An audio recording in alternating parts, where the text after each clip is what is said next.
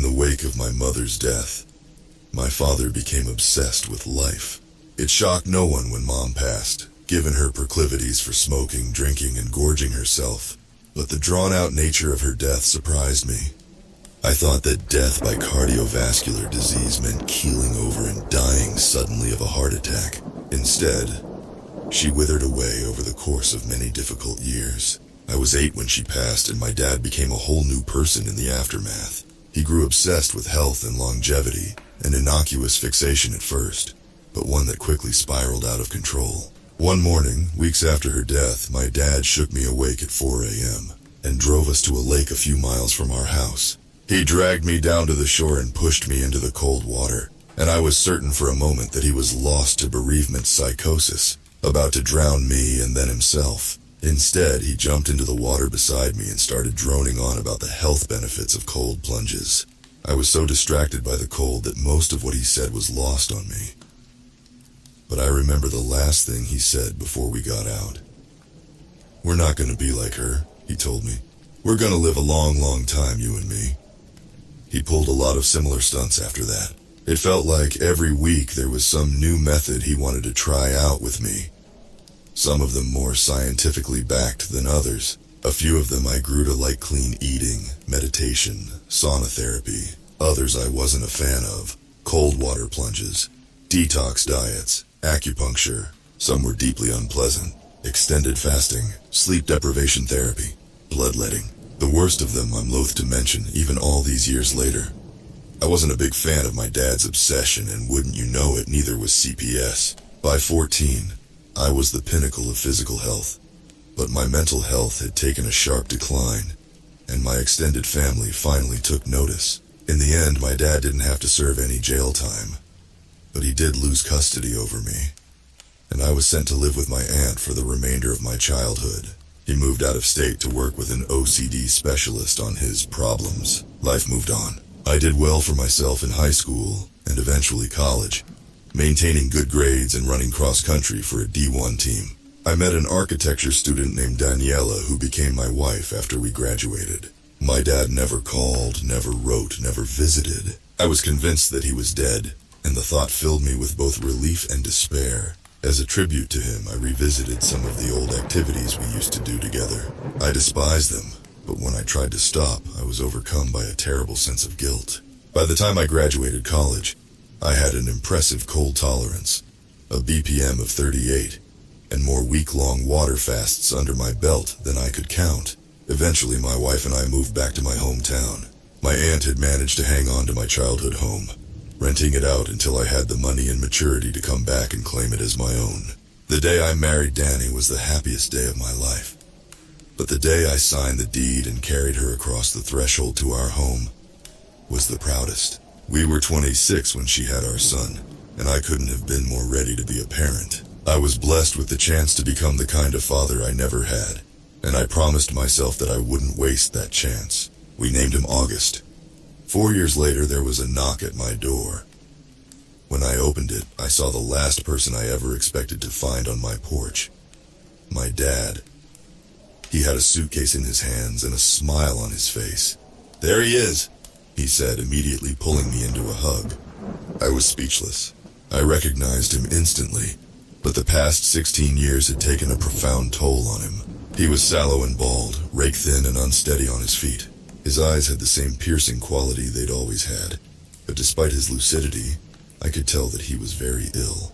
He eventually let me go, and as if to confirm my suspicions, he said, "Come on now. Won't you invite a dying man inside?" Once the shock of his appearance and his morbid news wore off enough for me to move again, I let him inside our home. He set down his suitcase in the living room and took a seat on the couch, taking in the room while I nervously sat on the chair across from him. "You sure gutted the place. Hardly recognize it from the inside." He gestured disapprovingly at the home Danny and I worked so hard to make our own. "Wanted to remove all traces of your old man before you moved in, did you?" I didn't humor the contentious question. Instead, I asked him what he was doing there, and with all the nonchalance of someone commenting on the weather, he told me that he had a glioblastoma. He had been fighting the cancer for years, undergoing surgeries, radiation, and chemotherapy to no avail. Eventually, it all became too much, and my dad, who had never given up on anything in his life, finally decided to throw in the towel. "They said I've got a few months at most," he said with a laugh. "Ain't it ironic? All that work just for God to snap his fingers and send me to an early grave anyway." He gave me a sad, wistful look, and for the first time, he looked like the dad I knew before my mom's death.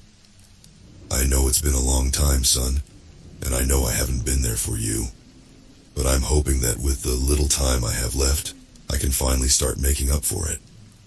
I accepted immediately. He was still my dad, no matter how rocky our relationship had been, and I certainly wasn't going to cast him aside now that he was so ill. Poor Danny was in for a shock when she came home from work, but she hid her surprise much better than I did, and welcomed my dad graciously into our home. The three of us ate dinner together, and then I set my dad up in our guest bedroom as Danny put our 4-year-old to sleep. "Are you sure you're okay with all this?" Danny asked me later as we tucked into bed. "Me? I was about to ask you the same thing," I laughed, but Danny didn't laugh along with me. Instead, she regarded me very seriously, her hand reaching out to trace along the phlebotomy scars on my arms. I promised her that she and August were still my top priority, but it did little to ease her disquiet. Unsure how to comfort her, I eventually drifted off into an uneasy sleep. That night I had the strangest dream. I was in a meat locker, laying on the cement floor while a faceless butcher flayed me with a curved blade. I screamed and fought, but my torturer didn't stop until every inch of my flesh was exposed to the freezing air. Once he was finished, he grabbed one of the hanging carcasses by its leg and brought the knife to its stomach, slicing a long vertical slit into the meat. Letting the knife clatter to the floor, the butcher dug both of his ungloved hands into the slit, then violently pulled them apart. He inclined his head towards my writhing form, pointing towards the hole in the carcass in a wordless question. Coming in, I woke up with a jolt, sweaty and sick to my stomach from the nightmare, which had been so vivid that I had to take a few moments to ensure my skin was still attached to my body. Once I had steadied myself, I got out of bed and made myself presentable. I found Danny cooking breakfast in the kitchen. My dad was there too, sitting at the table and helping August cut up his pancakes and strawberries. The sight of 3 of them sharing a happy moment together made my heart soar. Forgetting my dream, I joined them, cooking and sharing stories of the past 16 years with my father. It was a perfect morning. I enjoyed having my dad in my life again, but his rapidly declining health was difficult to contend with. I did my best to care for him while still giving him privacy and autonomy. Deep down, although I knew it was unfair, I couldn't help but be frustrated by his weakness. So it was all for nothing? I wanted to scream at him. "You put us both through hell all those years just so you could leave me again." Instead, though, I put on my brightest smile and tried to make his days as easy as possible. I had learned nothing from all of those fasts if not restraint. I was prepared to watch someone's body shut down. I had my mother to thank for that, but I was unprepared to witness the deterioration of my dad's mind. His personality fluctuated often and violently. Sometimes I had my old man back, the witty, caring father who had provided so dotingly for my mother and me. Other times he was depressed and lethargic, reluctant to rise from his bed or even acknowledge my presence when I brought him food and medicine. Sometimes he was the dad from my adolescence. "You're letting yourself go, Sawyer," he said to me one night as I helped him into bed. "All you do is sit at your desk and eat." Your mother was like that too in the end, murdered by her own sloth. I started running more after that. What was more difficult to deal with than my dad's criticism was his newly developed habit of sleepwalking. One night I woke up in the dark to a figure standing over my bed. Barely holding in my shout, I quickly turned on my bedside table lamp and saw my father staring down at me. He looked awful, exhausted and fearful and disoriented. His thin skin looked too tight on his body, like a bone might poke through at any moment. Honestly, when I saw him, I wanted nothing more than to pull the covers up over my head and hide. But I forced myself out of bed. My dad had taken care of me for so many years. It was the least I could do to guide him back to his room. He mumbled the whole time, as had become his habit. Most of it was nonsense, but sometimes I caught a word or two about a deal. As the weeks passed, my nightmares continued. Sometimes the faceless man in my dreams was a butcher, sometimes a doctor, sometimes a mechanic. Sometimes I was in an operating room, sometimes my childhood bedroom. Sometimes the banks of the lake my dad used to take me to. No matter who he was or where the dream took place, it always unfolded the same way. I'd be slowly skinned, and then the faceless man would invite me somewhere. A carcass, a crevice, a shell, a tear, a hole. Coming in? He'd ask, and then I'd wake up aching all over. After one such night, I awoke before Danny and went to wake August up for kindergarten. At 4 years old, August was good-tempered and easy to entertain, a genuinely sweet, smart kid. He was the light of my life. Danny's too, and we were both admittedly guilty of spoiling him.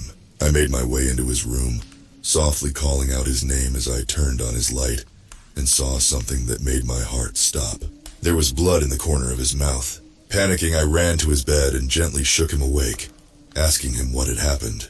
He was groggy and confused, unable to answer my questions. I dabbed the crusted substance off of his lips with a damp cloth, but there were no scratches beneath the dried blood. I thought he might have bitten his tongue. Unlikely though it seemed, but even when I procured a flashlight and looked inside his mouth, I couldn't find any signs of injury. Regardless, I told Danny what had happened, and she offered to take him to the pediatrician since she had the morning off. We figured that no harm could come from having a professional check him out. After my wife and son left, I went to check in with my father, only to discover that he was already out of bed. I found him in the dining room, staring out the window at Danny's car as it pulled out of the driveway. "Everything all right?" he asked without taking his gaze off of the window. "I think so," I said, reaching into the fridge for the pitcher. I offered my dad some water, and he gave me a small nod in answer. I poured cold water into a glass and made my way over to the table. I set it down before him, and then he wrapped his hand around the glass. I studied that hand for a full minute, confused at first, and then unnerved.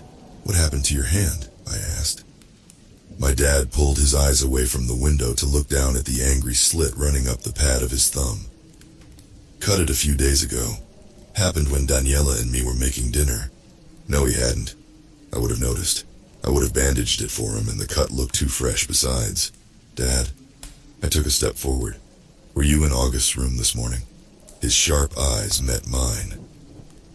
He studied my face for a moment, then his head tilted ever so slightly to the side. A faintly disappointed expression overtook his features. It made the scars on my arm sting. "You know, Sawyer, you really take after your mother." He raised the glass to his lips and drank.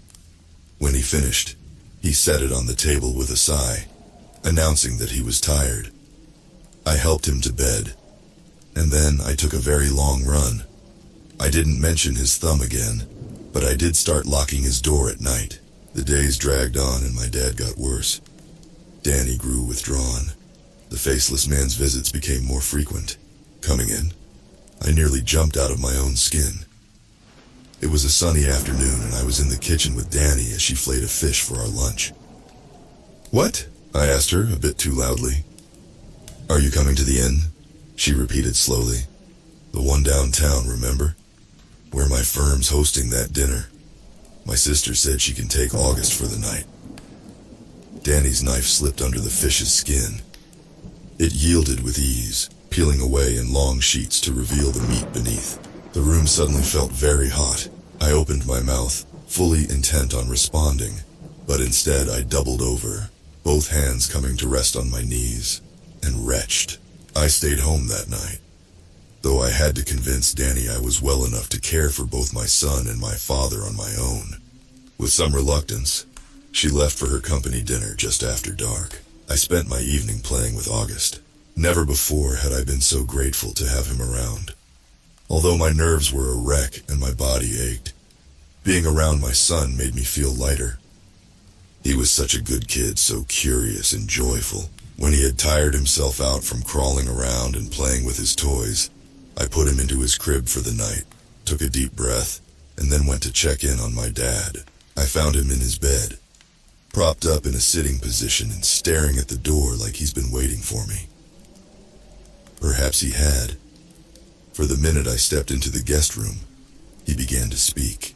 "Come here," he instructed. There were no lights on in the room, just the ambient light from the moon and stars spilling in through the windows. Figuring he preferred it that way, I walked into the dark room and took a seat on the edge of his bed. Outside, it had begun to storm. "I tried so many things," he began. "So many things, and look where they got me. All those routines, all that restriction. None of them could stop my own cells from destroying each other. Didn't stop me from looking, though. I kept searching after my diagnosis, searching for anything that could give me more time. And you know what, son? I found it." I looked at him as he spoke, finding myself squinting involuntarily. Despite being seated so close, I couldn't see his face very well. What did you find?" "Someone who could help. For a price, of course. But nothing in this world comes for free. Your old man taught you that, didn't he? You gotta tear your body apart if you want it to grow back stronger. Healthier." "I don't understand." "You don't have to. No one else can really understand the deal I made anyway. But I don't have much time left, and before I go, I need you to tell me." He leaned forward, and all I could see of his face was a glint of teeth. "Do you want to know how to live forever?" Feeling a pang of anger at the question, I shook my head. "No?" my dad asked, the surprise palpable in his voice. "No, Dad." "Christ, you're still more concerned about cheating death than you are about appreciating the life you've lived? Even now? You've missed out on so much because of this obsession. I've worked damn hard for what I have now, for this house and my job and Danny and August. If I lived forever, there'd be no meaning to any of it. So no, I don't want to know. And I don't want to hear any more about deals and death and immortality right now." My dad didn't say anything for a moment, and then he gave a humorless chuckle. "All right," he said, reclining back against the pillows. "You're still young, Sawyer. Life hasn't beat a healthy fear of death into you yet, like it has to me. You'll come around one day, and when you do, you just let me know that you're ready for an answer, and I'll give you one." I shook my head at his nonsense but said nothing. He was too far gone to argue with. Maybe he had been since that morning at the lake. Instead of trying to convince him, I placed my hand atop his and listened to the rain. After everything he and I had been through, it was nice to simply exist beside him. I sat there all night in silence, turning his offer over and over in my mind. When at last the storm ceased, and the light of dawn broke through the darkness, I looked upon my dad's face and knew that he had died. To this day, I regret the fact that I do not know the exact time of death, nor do I know how long I was holding his hand after he was already gone. Before I called EMS, I went to check in on my family. Danny was asleep in our bed, tired from her night out. I gave her a light kiss on the cheek before making my way to August's room. When I opened the door, I found my son sitting up in his bed, staring at the door frame in much the same way my father had. "You all right, buddy?" August did not respond. Instead, he gave me a small, self-satisfied smile. If he weren't a toddler, I might have described it as a smirk. He reclined from his seated position until he was lying flatly, though he never stopped staring at me, even as I backed into the hall and closed the door again. Things never quite returned to normal after my dad's death. A part of me had thought that I'd feel relief once he was gone. Instead, I was consumed by loss. The house seemed to triple in size once he died. Every room seemed colder. I might have thought that the house was haunted if that terrible emptiness I felt didn't follow me everywhere. No matter where I went, I felt untethered from reality, like a lost ship at sea, too far from any shore to let down its anchor. The months I had spent with my dad had changed me in ways I didn't like, and my relationship suffered because of it. I lost friends in the years that followed, and though neither of us wanted to admit it, Danny and I lost our spark as well. We grew apart more and more over time, but we agreed to stay together for the sake of our son. If you had told my 19-year-old self that I would ever feel anything other than pure infatuation for Danny, I would have called you a liar. And yet there I was. Here I am. The most significant change of all was in August. August, who had once been the friendliest boy I knew, but who started picking fights with other kids during recess. August, who used to beg me for hours to read to him before bed, but who began to want nothing to do with me. He's a smart kid, well-spoken and self-sufficient, but as he grows older, so too does he grow crueler. These days he's less like an elementary schooler and more like a teenager, and a mean-spirited, sarcastic one at that. I'm not sure where my kid went, or why he left me on the same night that my dad did, but God, do I miss him. God, do I miss them both. This morning I woke August up and invited him on a trip to the lake with me. I'm not sure why exactly. Maybe I thought that it would bring me some clarity, or maybe I was just hoping for a chance to bond with my son. Whatever the case, he accepted my offer. And so we loaded ourselves into the car and drove to the same lake my dad had first taken me to when I was 8 years old. It was a cold but beautiful day. There were no other cars around, and so I parked right on the bank. I stepped out of the car into the bracing morning, walking down the shore with my son close behind me. Once we made it to the water's edge, August picked up a smooth rock from the shore and flung it towards the water. It was an impressive throw, and the rock skipped a full quarter of the lake's length before finally sinking beneath the surface. I wondered where he'd learned how to do that. Your grandpa used to take me out here, I told him. I had planned to follow up the statement with a happy memory of my dad and I at the lake, but none came to mind. Instead, I stood there in awkward silence, towing the sand at my feet as August searched for more stones. How'd Grandpa die? August asked suddenly, watching his pebble as it skipped across the surface of the water. Cancer. He had a tumor in his brain. Skip. Why didn't he just cut it out? Oh, I'm sure he tried that, and every other cure under the sun. Your grandpa, he was a bit of a health nut actually, completely obsessed with living a long life. He once asked me. I trailed off, considering whether it was appropriate to share my father's last words with my 8-year-old son. But when I looked over, August was giving me his full attention, and that occurrence was such a rarity that I was encouraged to finish. He once asked me if I wanted to know how to live forever. What did you say? I said no. Why? Why indeed. My dad had been right. I was young and stupid when he'd asked me that question.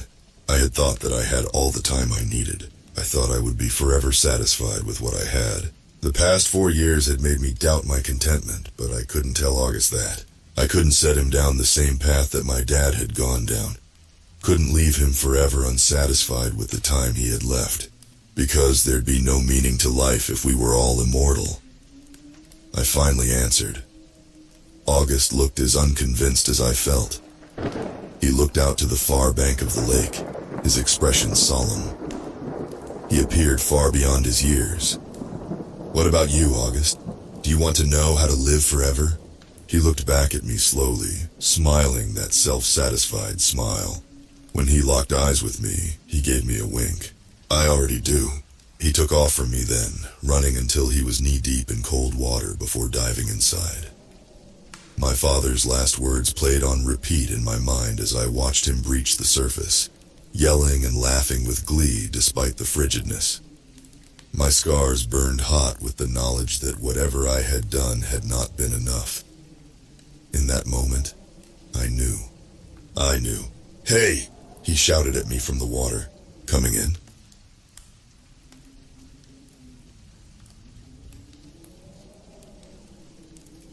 In what I thought were my last moments, I remembered her.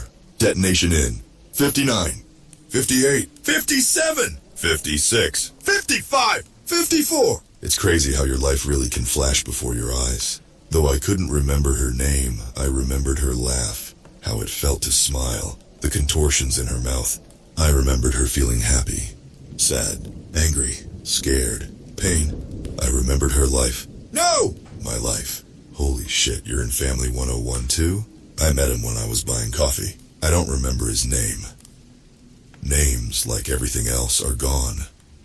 There are only blurs in my mind that resemble faces and splinters of what could have been a voice. I've been told to write this as closure to myself, accepting my pain and moving on from my past.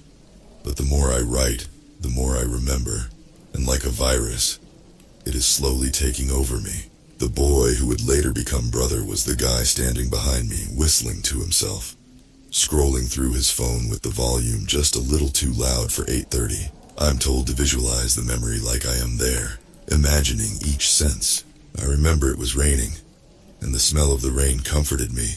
I could taste bubblegum in my mouth and the slightest hint of chocolate pastry and stale orange juice. It was the start of the spring, and cherry blossoms were already blooming outside, petals dancing across the walk.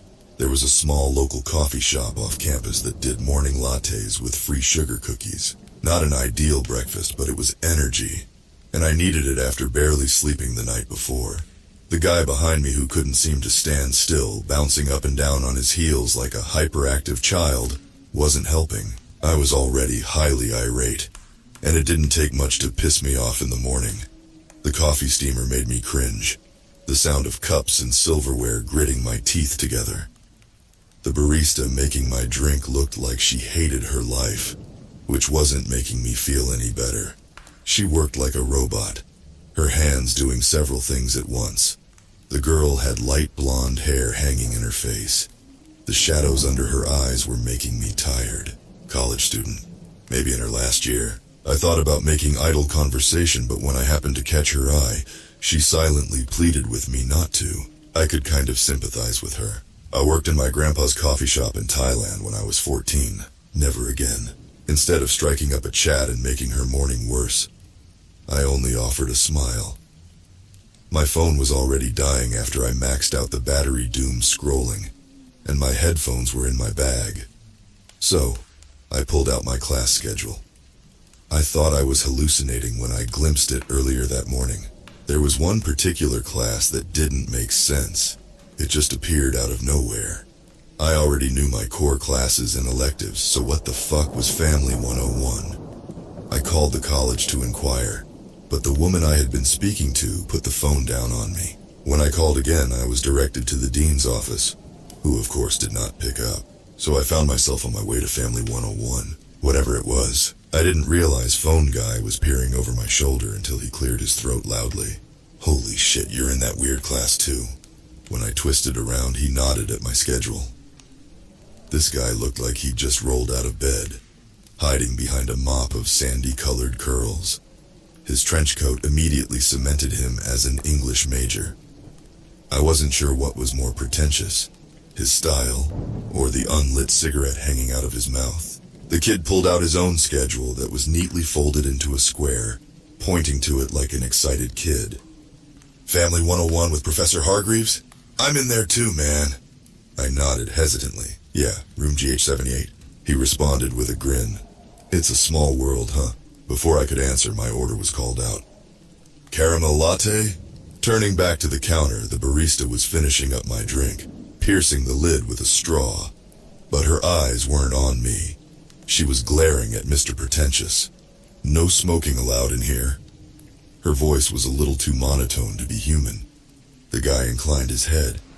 But it's not technically smoking. Sir, the barista's smile was a little too forced, though there was a hint of amusement in her tone. I said there's no smoking allowed in here. She paused, folding her arms. Get rid of it, or I'm telling Mom. When I turned to him, the boy's eyes had darkened, lips curved around the cigarette. Wow, how old are you now, like 25? And you're going to run to Mom? It's not even lit, dumbass. Unfazed, the girl took another order, maintaining her smile. Get rid of it, he scoffed. I'm 18 now, you guys can't order me around anymore. True, but you'll stop being Mom's perfect little golden boy if she finds out you smoke. But I'm not even smoking! She raised a brow. You're chewing a cigarette. The rules at home don't apply here, so you can't get your own way. Get rid of it before my boss has an aneurysm, or I'm telling Mom her perfect son smokes 50 packs a day. I sensed him stiffening behind me, losing his bravado. You wouldn't. I would. She's already suspicious. The guy rolled his eyes, plucking out the cigarette and stuffing it into his pocket. "You're a little bitch, Bess." The barista, or Bess, straightened up, blowing a kiss. "Love you too, AC." "Ugh, don't make it weird." Her gaze found mine, satisfied. "Enjoy your drink." I found my voice, avoiding their sibling spat. "Thanks." I attempted to leave the store, but the guy stepped in front of me, blocking my way. Bess served another customer, maintaining a smile through gritted teeth. I noticed she was hitting the cash register a little too hard. "By the way, Dad's birthday party is on Sunday. And yes, his new girlfriend is coming. If you don't turn up and leave me to deal with the Terror Twins, I will burn you alive." The boy mocked a frown, inclining his head.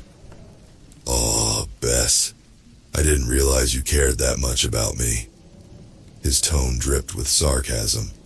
"I mean, I would love to watch Mom and Dad scream at each other all day, but I'm actually busy." He stepped back, shooting her a grin.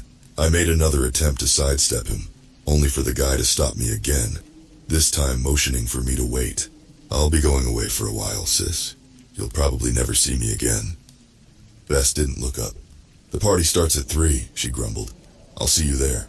"No, you won't," he said in a sing-song. "I told you, this is the last time you'll be seeing me."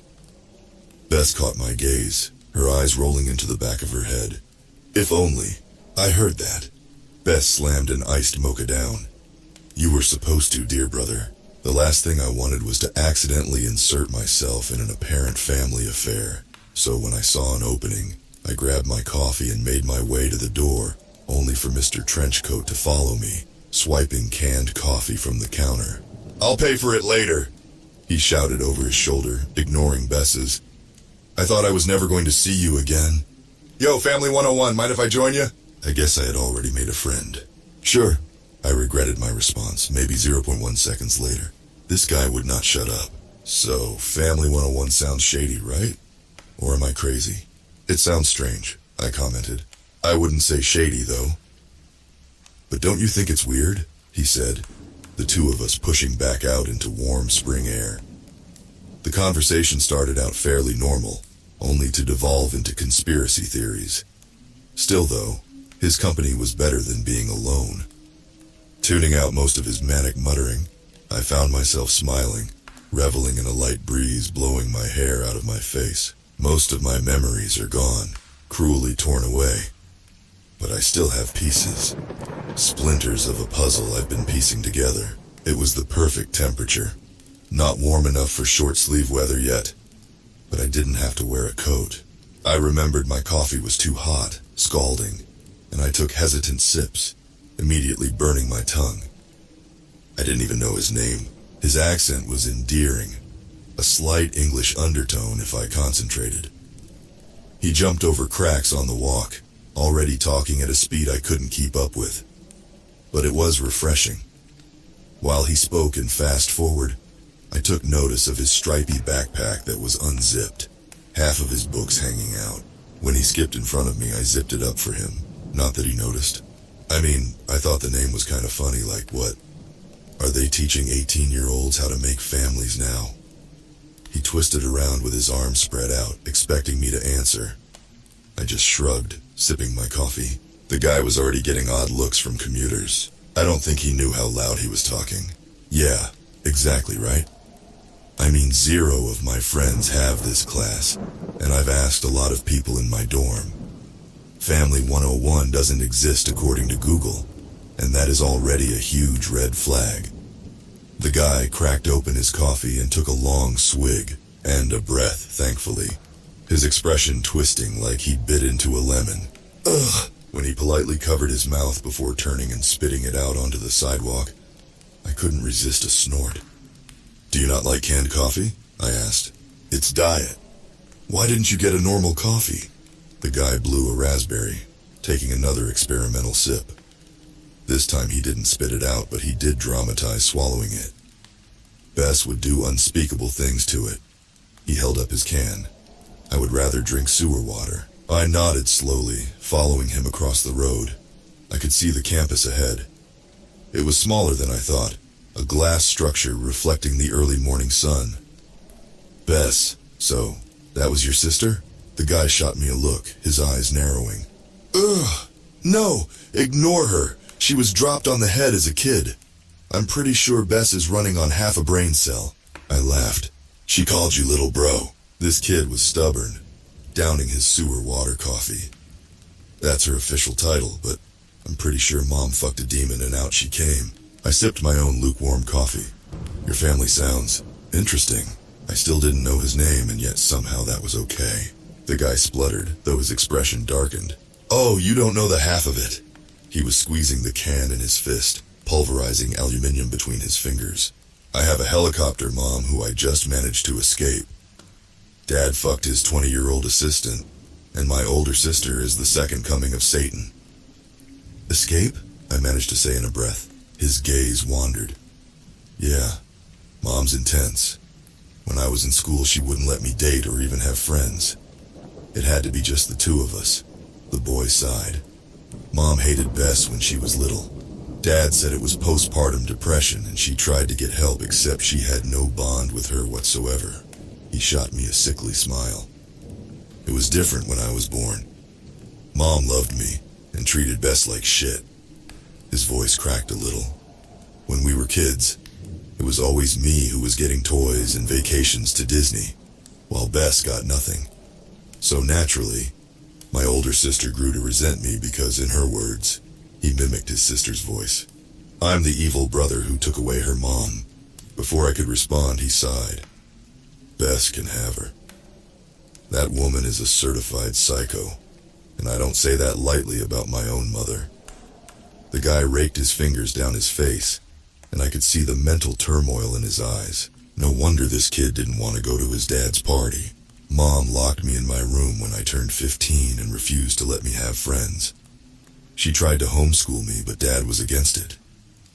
Thank God. I had a curfew of 3:30 after school, and if I wasn't back on the dot, she would come looking for me and drag me back home. He let out a bitter laugh, and I found myself wondering why it was me who this stranger was pouring his heart out to. I only managed to get away from her because of college, and even then, she tried to force me to get a job and stay at home. I had to wait until she was sleeping so I could move out. Otherwise, she would try and manipulate me into staying, and I would rather die than live in that house. I nodded. Did Bess and your dad try to help you? The kid surprised me with a laugh. You're kidding, right? We entered the campus building through automatic doors, and he stuck to my side. The interior was cozy. I appreciated the reception area filled with leather reclining chairs and the smell of freshly ground coffee beans. When I asked where our classroom was, we were directed up a flight of stairs. My new friend took them two at a time. Bess thinks I was Mom's golden boy, and sure, I was on the outside, but I was also a prisoner in my own home. Reaching the top of the stairs, the boy didn't turn around, waiting for me to catch up. My sister either didn't see it or was in denial I was being treated worse than her. When I joined him, he surprised me with a smile. And that is why you should never have a family. He mocked a bow. Thank you for coming to my TED Talk. I offered him my own slightly forced grin. Noted. The last thing this guy needed was a class called Family 101. He needed therapy. The two of us were late to the class, immediately catching the attention of the professor, who was mid-rant. He was younger than I imagined, a 30-something-year-old man standing in front of a PowerPoint presentation.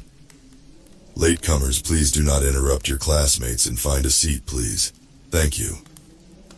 The classroom was filled with students, and I squeezed into a seat at the front, the guy plonking down next to me. As I was saying, the man paced up and down the stage. People are not having babies anymore, or they are, but they're not in stable families. Birth rates are at an all-time high, but how many of those women are in real families? The boy nudged me, chuckling. Oh boy, American families are dying, the professor continued. Young people don't want to create a family these days. They want to travel the world or progress in their careers. You have your teenagehood to do that. Your childhood is for discovering your identity and who you are. He stopped pacing. Over 50% of young people these days choose to live at home with their parents to escape the reality of being an adult. You choose to bury yourselves in nostalgia, gaming, television, and movies to avoid entering the world of adulthood and starting a proper family. The others murmured around me, some in agreement, while the majority were laughing at him. He definitely made those statistics up. My friend rolled his eyes, leaning back in his seat. This guy is a certified nut. I had to agree, 50% was overkill. The professor was unfazed by the reaction. I mean a real family, a mother and a father, and their children. Most American families are broken up and divorced. The children grow up with an unstable mother and an absent father. The mother is usually a teen parent, and the father left them because he couldn't bear the responsibility. Out of touch, freak, someone shouted in the audience. What if we don't want to have families? A girl spoke up. What the fuck are you trying to say? Yeah, another girl joined in. It's not the 1950s anymore, weirdo. A boy stood up, cupping his mouth. Who gives you the right to tell us what to do? We're adults, aren't we? The professor folded his arms stubbornly. Sit down, he ordered the boy, who slumped into his seat. Okay, let's do a small exercise. I want you to raise your hand if you are pursuing becoming a YouTuber or online influencer. Looking around, nobody did. The professor pursed his lips. Okay then, raise your hand if you are pursuing a career involving the internet. This time, half of the class raised their hands. This is exactly my point. The professor stepped back. You are the next generation who will take control of our country, who will be expected to make choices, to look after our children, and ensure we continue to be great. And yet your brains are rotting. You only care about likes, followers, and engagement. You have been brought up on the internet, brainwashed to crave the luxury lifestyles thrown in your faces. He stepped forward. When you should be building families. Ouch. Should we go? My friend whispered, knocking my shoulder. We should definitely go, right? Unless you want to listen to Mr. Patriot crying about teenagers having minds of their own. Why should we make families? A girl behind me spat, breaking the silence. I didn't even feel safe going to school. Another stood up. Why should we do what you want when you failed us? And will continue to fail our hypothetical children that you so desperately want? To my surprise, my friend joined in. Get off the stage, man. You're embarrassing yourself. Ignoring him, the teacher cleared his throat. All right. His piercing gaze found my friend. Raise your hands if you have grown up in a broken family. Something seemed to snap in the boy's expression. His arms shot up, as did everyone else's. I found myself torn. Mom did leave me when I was 12, but it was because of her mental health. She couldn't cope with having a child, but I was still writing her letters and visiting the wellness center she was at.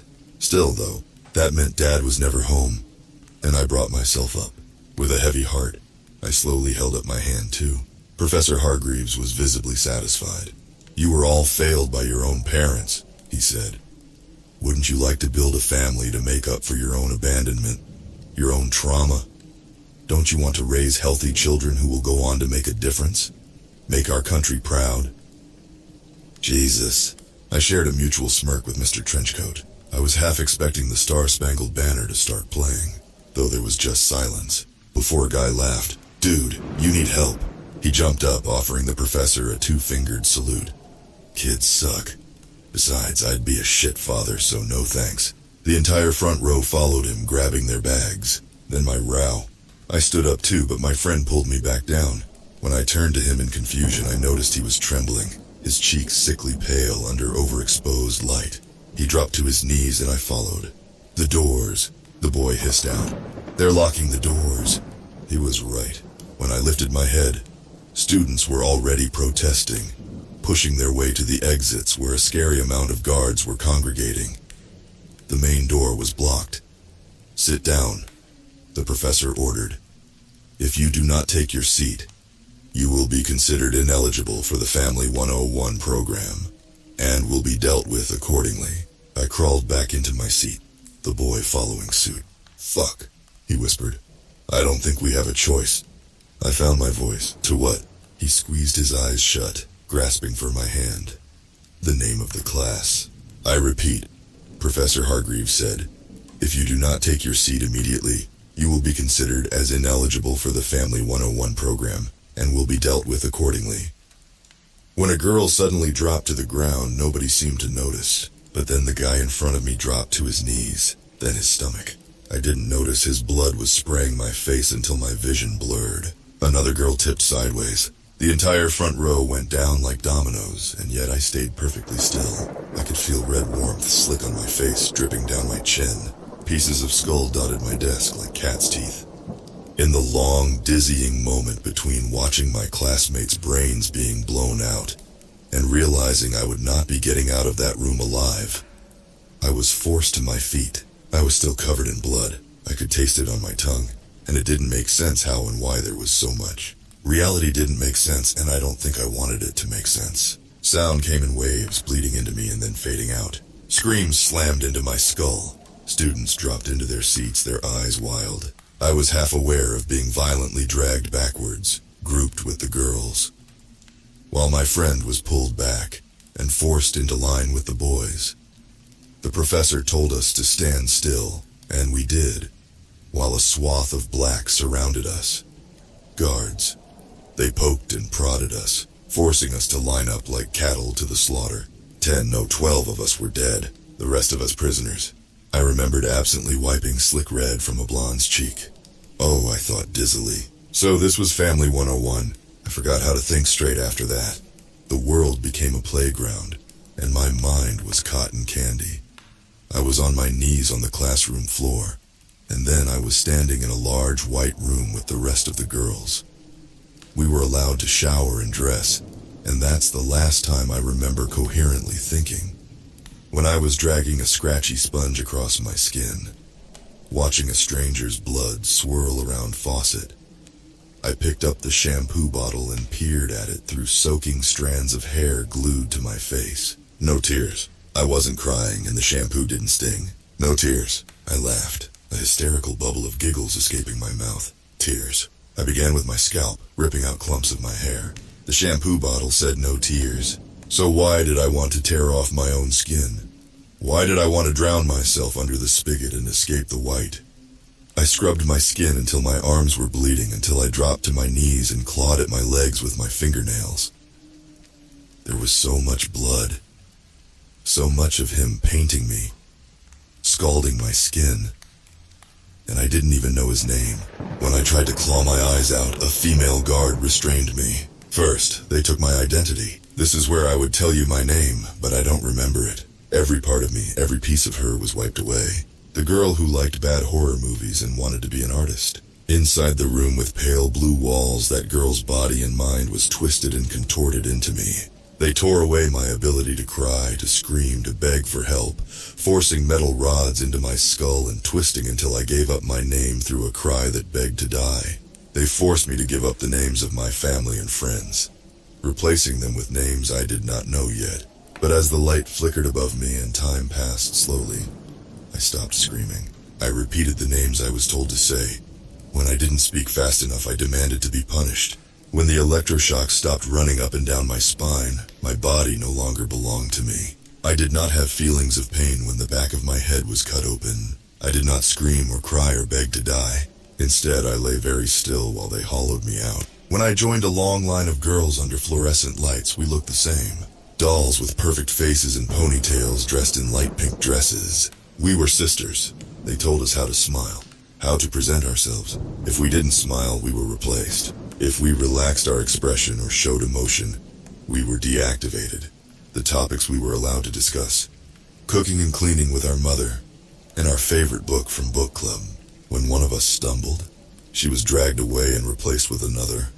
I stayed in a single white room with a pink bed and a stuffed toy I named Ace. On choosing day, I was given my new parents. I was Sunny Fairview, 16 years old. I enjoyed reading books, listening to the radio, and helping my mother clean the house and cook dinner.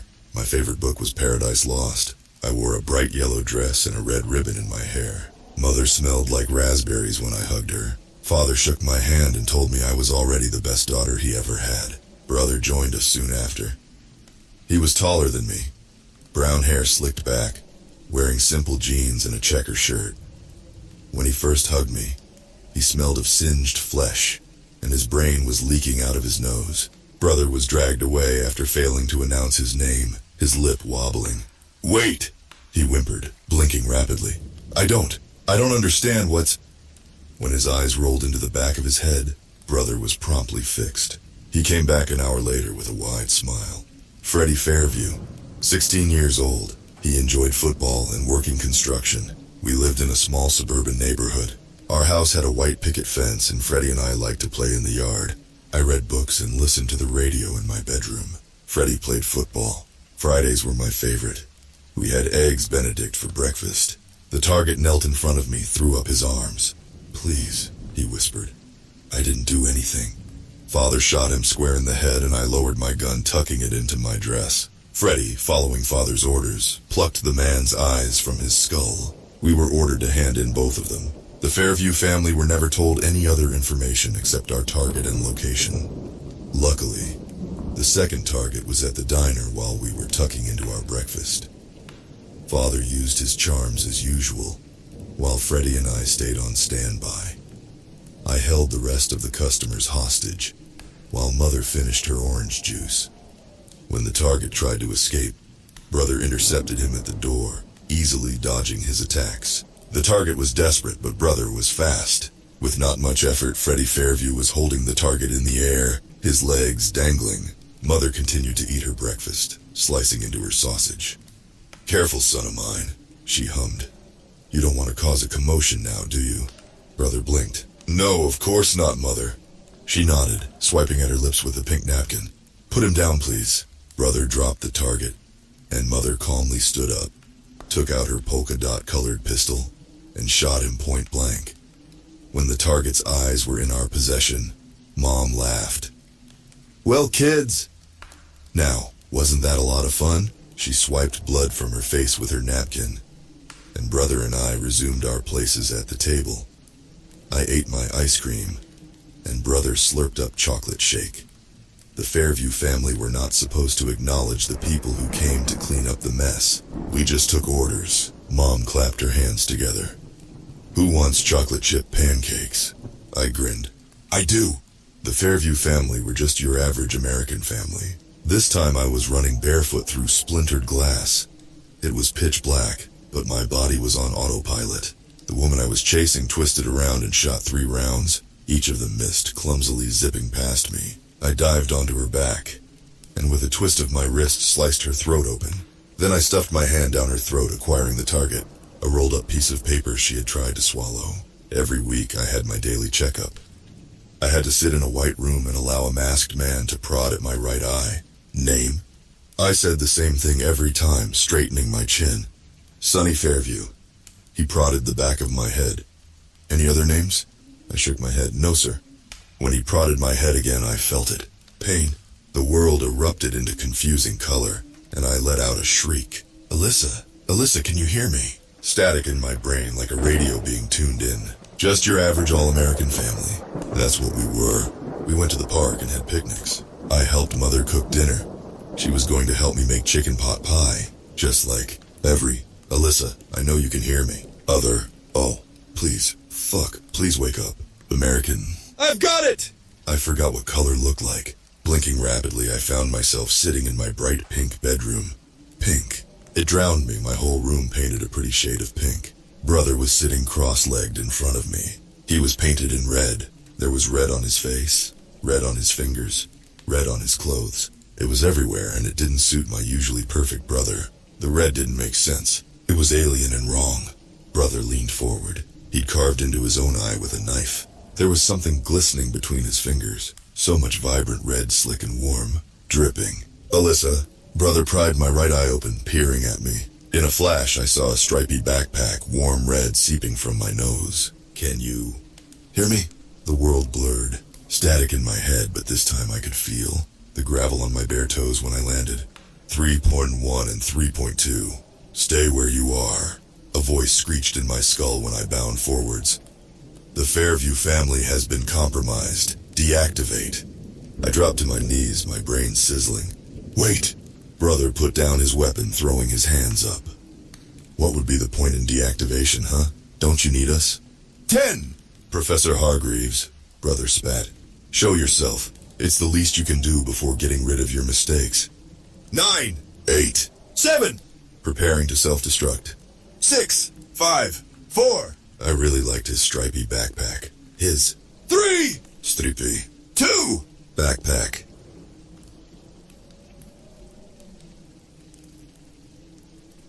I woke up dead. No, alive, but I might as well have been dead.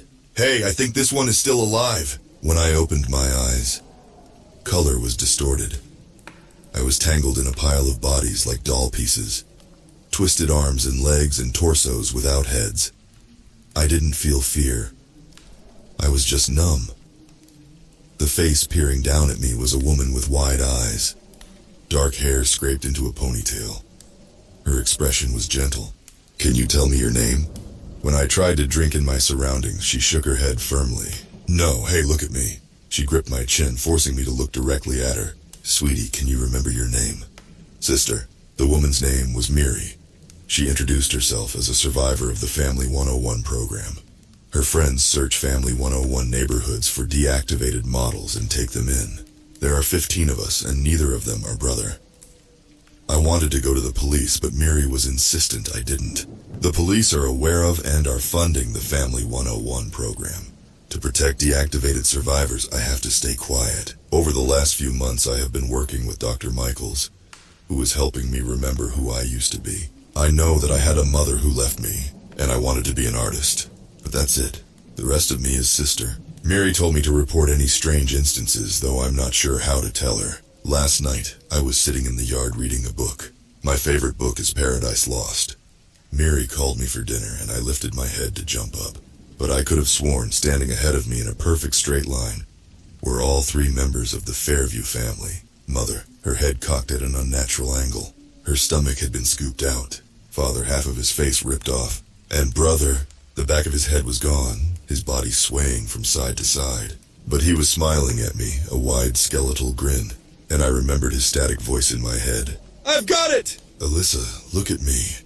We can get out of here, but I need you to trust me, okay? Here's what I want you to do. Something ice cold ran down my spine, and I jumped up, taking slow steps back. The Fairview family stopped shuffling towards me, twisted around, and disappeared into the dark. Freddie Fairview paused, slowly inclining his head. He seemed to stare at me for a long time, his grin growing wider, more horrific, before turning and following the others. I watched their figures get further and further away. My heart lodged into the back of my throat. Something tells me they'll be back, activated or not. I think the remnants of my family want sunny Fairview back. I'm leaving Mary's safe house tonight. I'm terrified of staying here. I can't put the other survivors in danger. Fuck. I really liked his stripy backpack.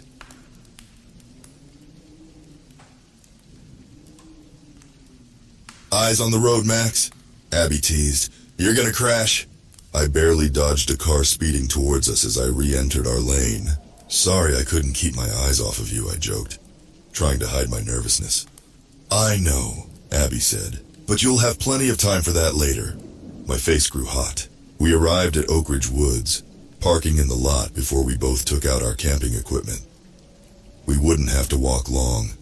Only about 40 minutes on a thin trail left for campers leading into a small clearing. You ready to get going? I asked, smiling at Abby. Can't wait, she replied, grinning back. We headed towards the trail and began to walk into the woods. It was a sunny and peaceful day, and we had planned on spending several nights here. It had taken us both a while to get the time off of work and plan the trip, so we did not want anything to jeopardize our fun. I looked up at Abby. It's awfully quiet, she said, staring forwards.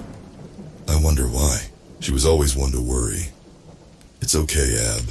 It could just mean there's coyotes nearby or something. Or maybe they're just scared of a 5 and 10 girl with dark brown hair. Oh, shut up, Abby said, punching my side, and we continued to walk in laughter. But she was right. It was unusually quiet, and there seemed to be an almost palpable dread floating in the air. When we reached the clearing, we were surprised to see another tent. We had never seen another camper camp in our spot since we started coming here yearly, but there was enough space for us both anyways. "Hello?" Abby said. "Is anyone home?" She began to walk towards the tent, and I walked with her.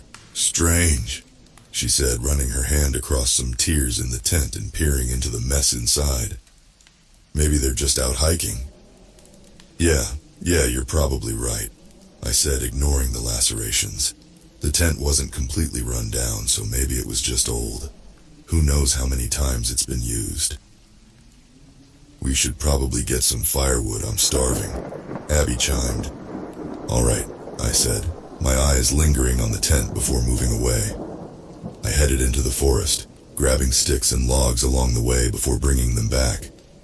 "We'll need more than that," Abby said. "I was hoping we could stay up and tell scary stories."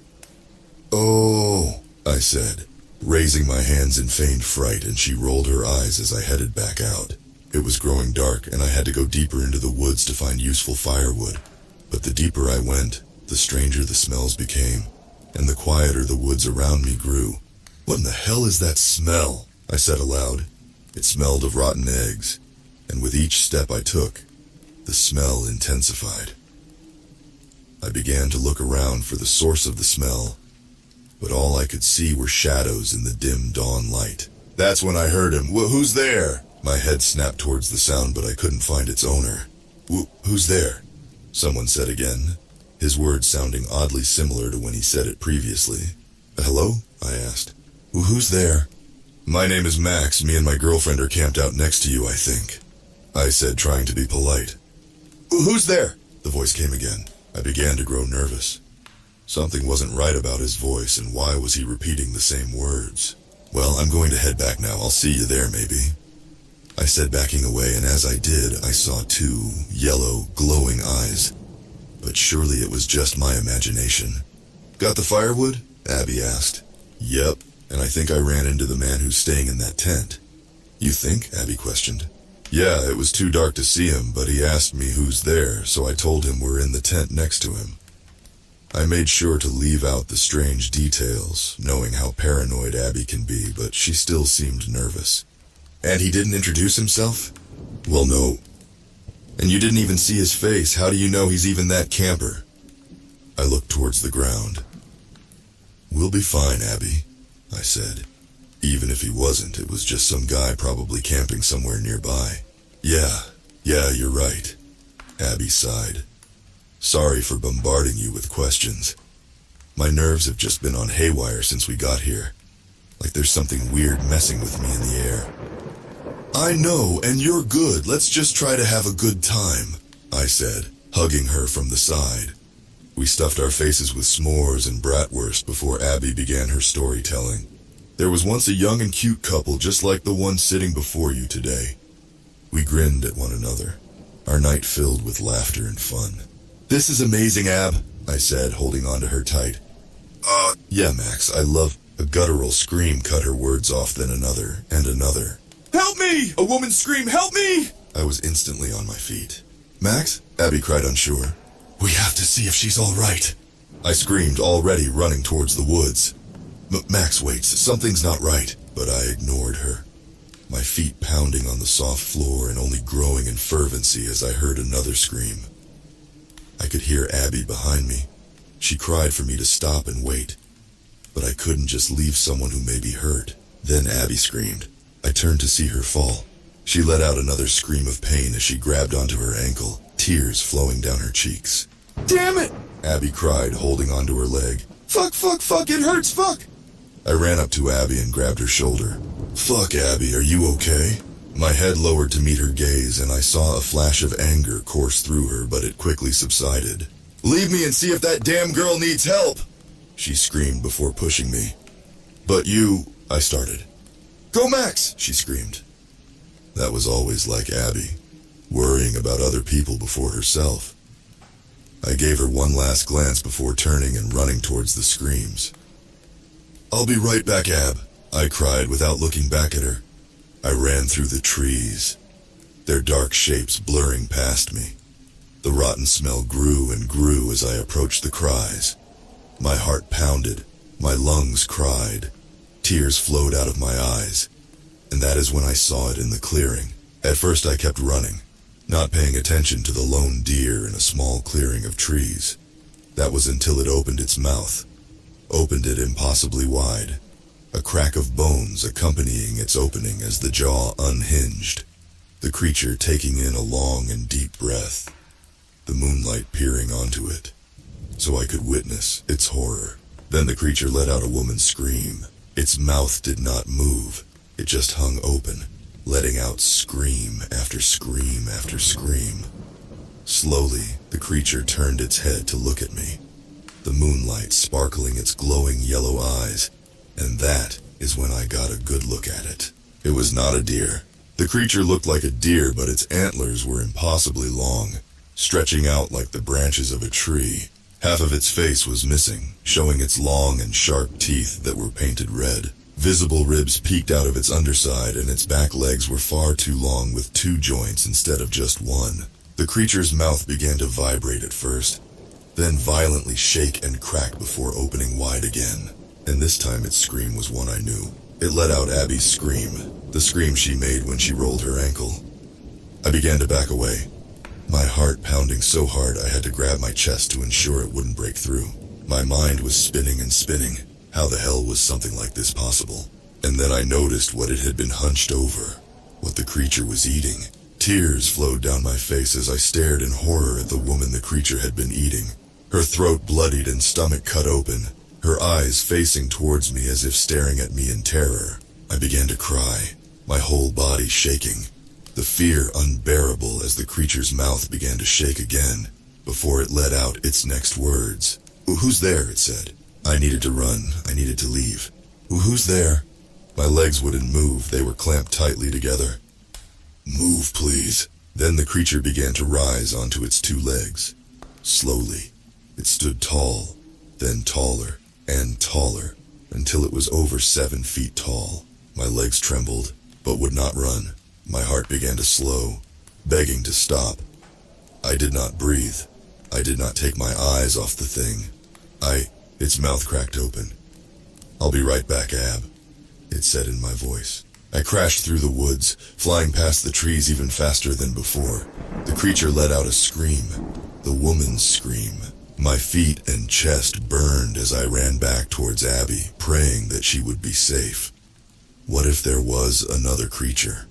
What if it was trying to separate us? I had no time to think. My feet pounded harder and harder until I reached the breaking of the trees. I ran to our tent and flung the door open. Abby sat there wide-eyed and holding onto her hurt leg. "God damn, you scared me, Max," Abby started. "We're leaving, now!" I screamed. "What?" "We have to leave, Ab. Pack up. Fuck, don't even pack anything. We have to go now." Okay, Max, but you'll have to." I heard a scream outside the tent, a scream that was getting closer. "Let's go," I cried. "Max, The creature let out another scream and I began to exit the tent, Abby right behind me. "Go, Max!" she screamed, and I took off towards the car. I sprinted out of the tent, not daring to even look around for the creature. I could hear Abby running behind me. "Go!" Abby screamed behind me. My heart was racing, my breath was shallow. Just to the car. We just had to make it to the car. "Go!" Abby screamed. "Go!" Abby screamed. "Go!" That is when it clicked. Abby couldn't be behind me. Abby couldn't run.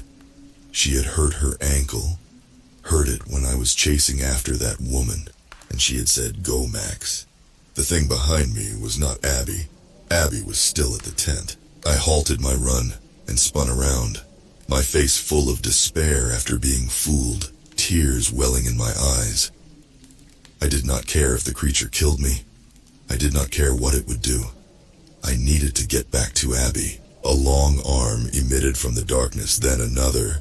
The creature was crawling towards me, but it was not the same one I had seen before.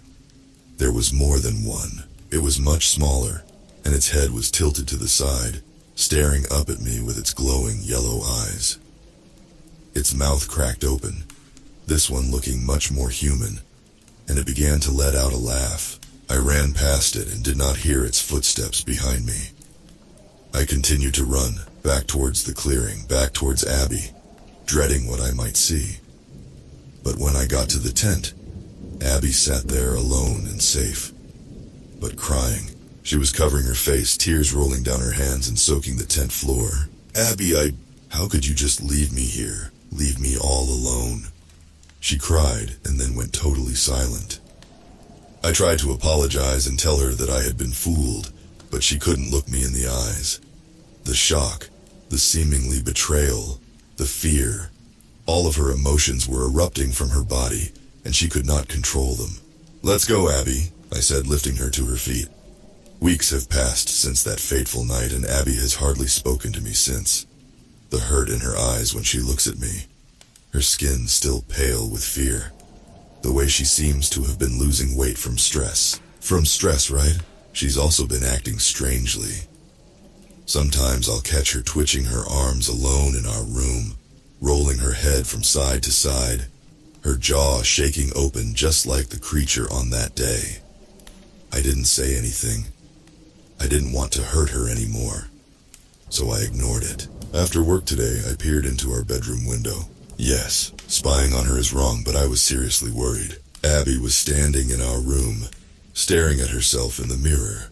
Her skin seemed loose on her body almost. She raised one arm, her body moving unnatural, as if she wasn't used to her limbs. She began to crack her arm into place, then her legs, then her jaw shot open. Hello, hello, hello, she repeated over and over as if testing her voice. We, she continued. I love you, Max, she practiced. My heart dropped.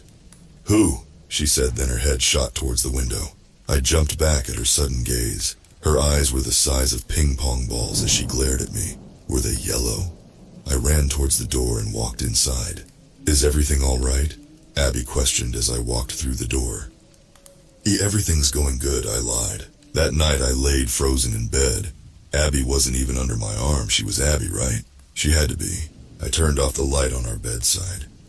I love you, Max, Abby said, mastering those words. I woke up to spiderwebs covering my face. No, not spiderwebs, hair. I could feel someone breathing inches from my face. It was Abby. She was on top of me, her face inches from mine. I was scared. I didn't want to confront her or it or whatever she was. I recoiled at her tongue that went across the sweat on my face. Her breath smelled of blood. Can't, Abby said, I can't. And with those words, she leaped out of the bed, and I finally opened my eyes, watching as she sprinted out of our room. Her body moved unnaturally, her hands flailing in the air as she ran and neck loopy, as if too weak to support her head. She looked utterly terrifying, but Abby was still in there. The girl I loved was running away. I chased after her but stopped as I passed the entrails of a dog that scattered our floor. I could see the dog's head, disembodied on the floor, a half-eaten foot and body, its blood and guts covering the floor. Did she do this? The door slammed open, then closed.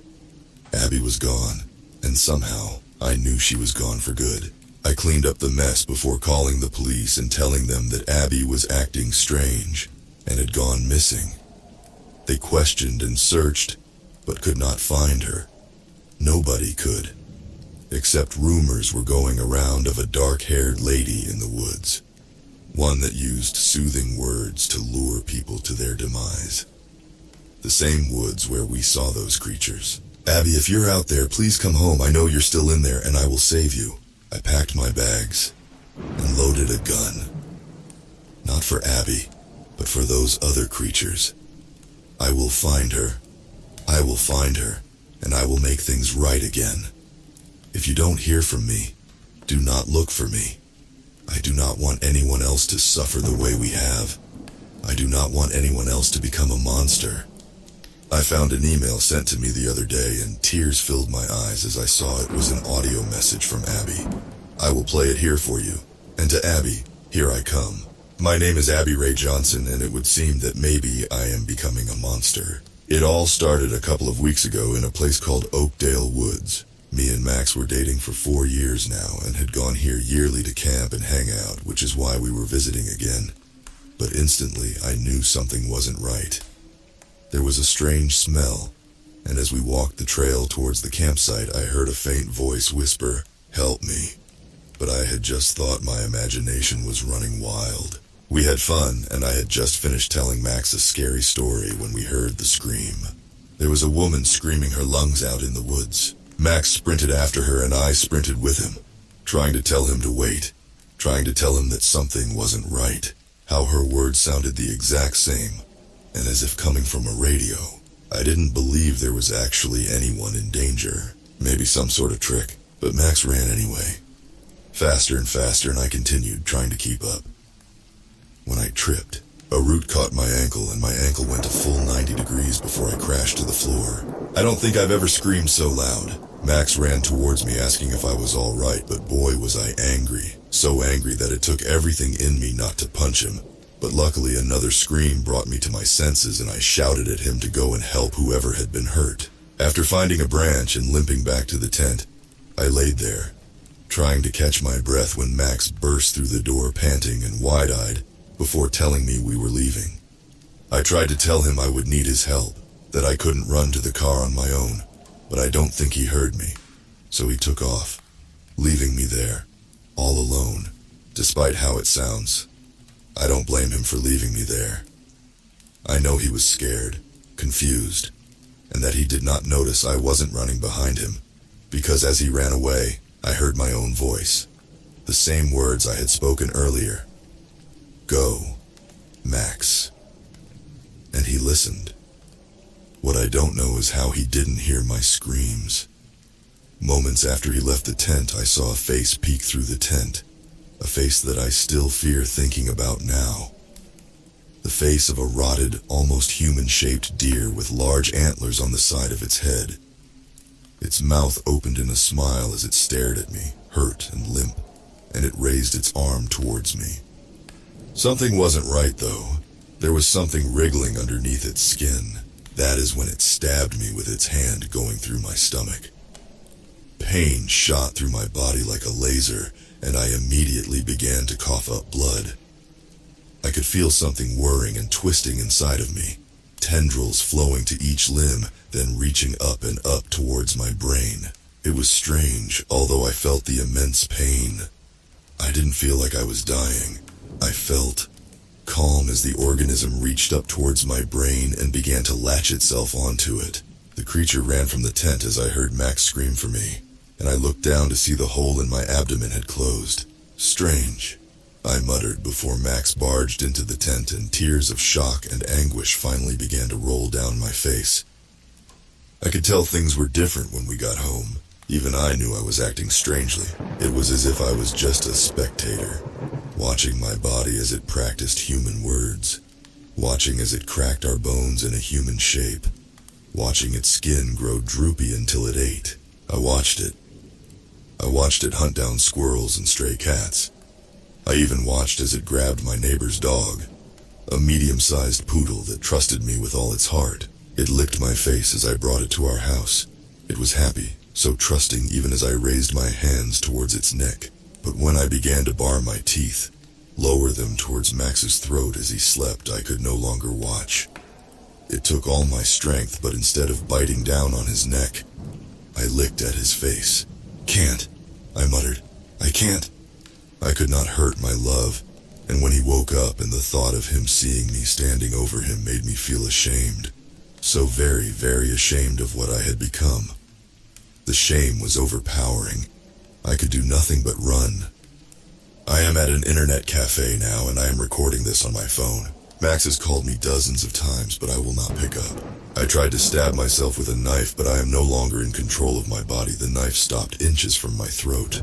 I need to go back there. I need to hide in those woods and find answers so maybe I can reverse what I've become. But most of all, I need to hide so that I do not hurt anyone or anything anymore. My dearest Max, if you or anyone sees me in Oak Ridge Woods, please, I am begging you, shoot me. I am no longer in control. The thing patrolling in my body is no longer Abby. It is a vicious demon that only exists to hunt, torment, and kill. Please kill me before I harm anyone else. It is the only way that I will be able to rest in peace. Please, please.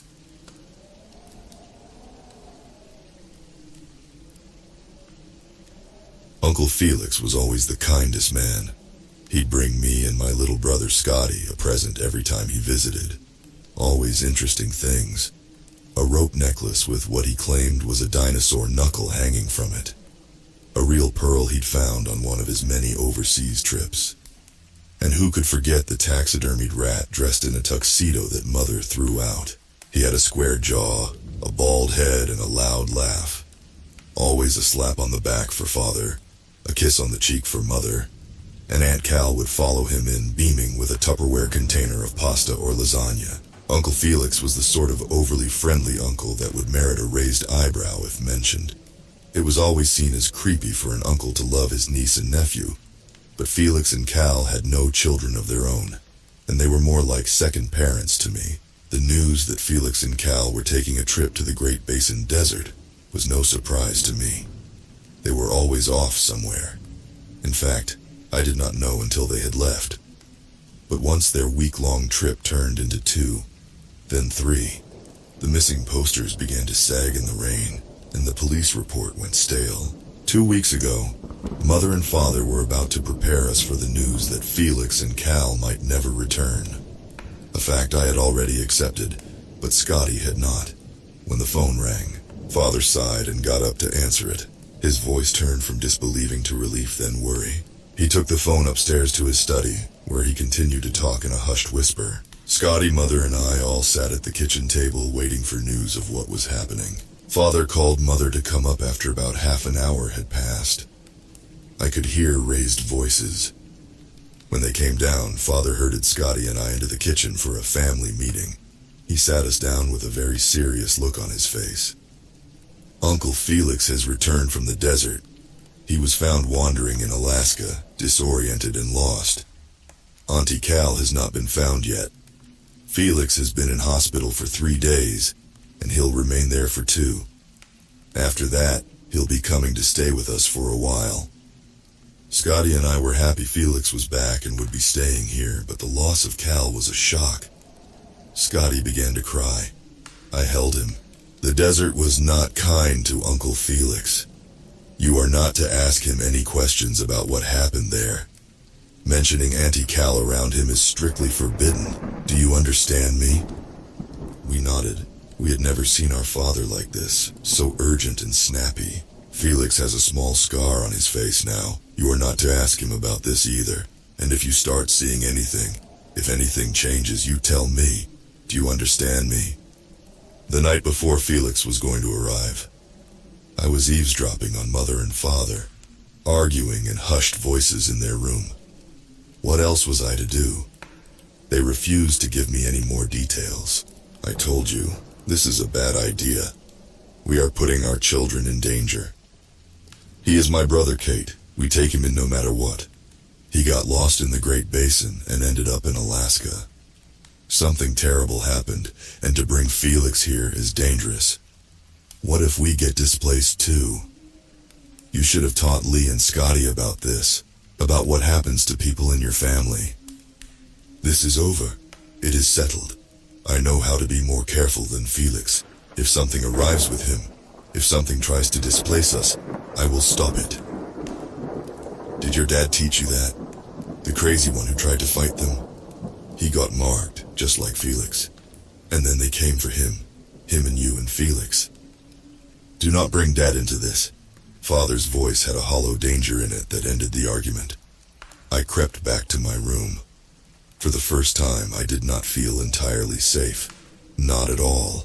That argument was proof that my parents may not be able to protect me and Scotty. I was afraid. Scotty and I watched out of my window the next morning, waiting for Felix's car. A few passed our house that looked similar to his, but my nervous excitement fizzled out as they kept on driving. Until, at last, a taxi pulled up, and a tall, broad-shouldered man with the hood pulled up on his sweater climbed out. Scotty and I fought over who would be first to greet him.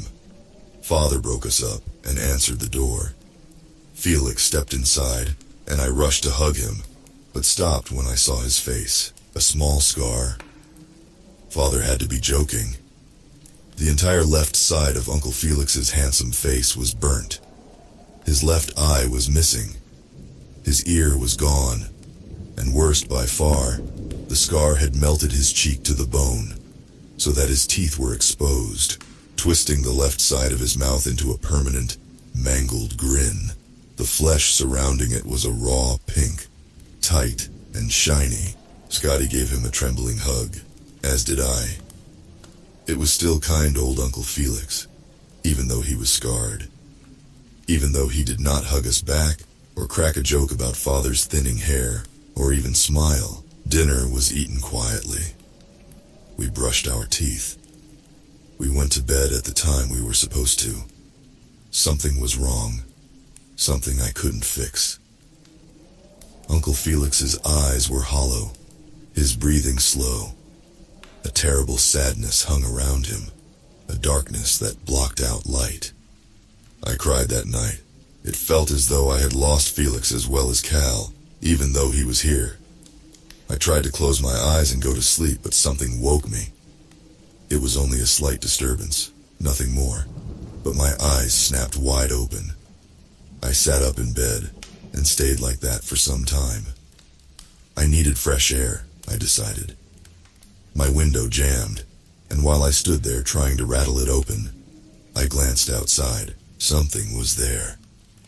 Just beyond the tree line of the forest that stretched for miles behind my town. It was almost invisible, crouching in the rippled moonlight filtering through the trees. I could only see half of it, the trunk of an oak tree almost obscuring it. I caught a glimpse of a pale shoulder and a flash of black feathers. It wasn't looking at me, its vision instead fixed on the patio. I hadn't noticed, but Uncle Felix sat there, lounging in a deck chair, a cigarette hanging from the corner of his mouth. He didn't see me. He was staring back at the thing, defiance in his remaining eye. What was he doing? The patio door flung open, and Father rushed outside. He grabbed Uncle Felix by the shoulders and shook him. He was yelling something I couldn't hear. Father hurried him inside, casting a fearful glance towards the forest where the creature was now gone. Father's instructions the next morning were clear. Do not leave the house, under any circumstances. Scotty didn't understand why. Mother sat in stony resolution, and Uncle Felix looked annoyed. It turned out we didn't need to leave the house. The thing found us anyways. I woke with a jerk in the middle of the night. Whatever had woken me was still there. I could feel it, a presence that scraped against my mind. My closet door was ajar, the horrible cliché I had seen too many times in horror movies. I didn't want to look, but I had to. It was crouched half inside my closet, moonlight from the open window glinting off its puffy, pale skin. It was swollen, bloated, like it had been soaked in water. Molting black feathers were stuck in its shoulders, like the creature was made of clay, and someone had poked them roughly in, leaving spaces in between. Two black eyes bulged like tumors from its face. It waved at me. A sick, sour taste spread up my throat. I raised my hand hesitantly before changing my mind. Its pulpy features twisted into a frown. I was about to call for Father or Mother, but Uncle Felix opened my door. The creature's face lit up with a gleeful grin when it saw him. Felix walked calmly into my room, picked me up and slung me over his shoulder and walked out. I did not struggle, nor did I ask what was happening. I trusted Uncle. The second we were out into the passage, Uncle Felix sprinted. He ran with me out the front door. At this point, I began to scream, and threw me roughly into the back seat of Mother's car, where Scotty sat also, tears running down his cheeks. Felix ran back into the house, leaving the car door open. I slammed it shut. Did you see it too? Scotty's voice wavered. All I could do was sit in silence. I was also crying. Mother shoved me into the middle seat, then sat beside me. Father drove, and Uncle Felix tore at his nails in the passenger seat. Father's gun rested in his lap. When we ran out of gas, it was nearly 2 a.m. Father recited every swear word he knew. Mother dug her nails into her arm until it bled, and Felix rested his head on his knees. You are not to leave the car, Felix hissed at us. I will handle this. You were marked by it. You leave this car, you won't come back. Father sounded so angry that I feared the gun lying in his lap would come into use. The worst thing that could have happened next promptly happened. Scotty, poor terrified Scotty, flung his door open and ran into the night. What I did next made our situation much worse. But what else was I to do when my 8-year-old brother was out there alone? I ran after Scotty. The darkness was disturbingly thick like clouds of swirling tar. I screamed for Scotty over and over again. A faint howl was my only response. My throat was raw. A stitch in my side doubled me over and my lungs felt fit to explode when I came across Scotty. He was lying on the ground, his arms covering his head, and above him, hundreds of birds, all black. Crows, ravens, blackbirds, starlings, dive-bombed him. Their shrill caws tore the night in two, their beaks and claws cutting into Scotty as they dived at him. There were so many that it was as if the darkness had come alive. A shrieking, whirling cloud of feathers. I tried to run to him, to help, but the birds drew me back. My arms bled where they had clawed me, and then I saw it. In a gap between two wings, in the center of the swirling cloud of black, a single white bird hovered. Where its wings met its body, there were black feathers. Its eyes were black too, shiny like glass. They were fixed on the darkness behind me where Uncle Felix skidded to a halt. His scar made the left side of his face look ghostly in the low light. "Come for me." Felix's voice sounded so broken, so sad. The white bird dived for him, the screaming black flock following close behind. Felix ran. I went to Scotty, who lay whimpering, bleeding from hundreds of puncture marks where the birds had attacked him. I heard running footsteps. It was Father, who picked Scotty and I up and tore back to the car.